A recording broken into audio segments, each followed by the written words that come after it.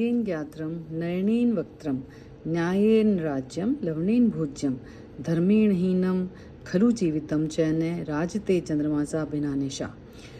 जैसे विभिन्न अंगों से शरीर की और आँखों से चेहरे की, नमक से भोजन की सार्थकता पूरी होती है, वैसे ही न्याय से राज्य की या राष्ट्र की सार्थकता पूरी होती है।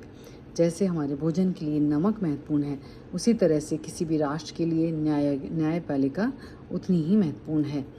आगे इस श्लोक में है, धर्मेण हीनम खलु जीवितम चैन राजते चंद्रमासा बिना निशा। जैसे धर्म के बिना मानव जीवन शोभित या प्रतिष्ठित नहीं होता है, अर्थात धार्मिकता, सदाचार और धर्म का पालन किए बिना मानव जीवन वास्तव में अलंकृत या दीप्तिमान नहीं कहा जा सकता है। उसी प्रकार जैसे कि आकाश में चंद्रमा के बिना अंधेरी रात होती है, उसी तरह से मानव का जो जीवन है वो धर्म, धार्मिकता और सदाचार के बिना पूर्ण नहीं होता है, उसमें अलंकृत नहीं होता है और शोभित नहीं होता है।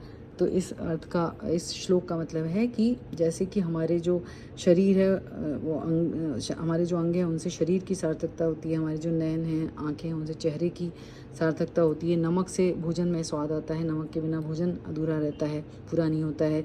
उसी तरह से धर्म और न्यायपालिका वो मानव जीवन के लिए, सदाचार के लिए, किसी भी राष्ट्र के लिए बहुत महत्वपूर्ण है। ये हाल ही में मोदी जी ने इस मंत्र का अपने भाषण में उपयोग किया था और इसका सही अर्थ यही है।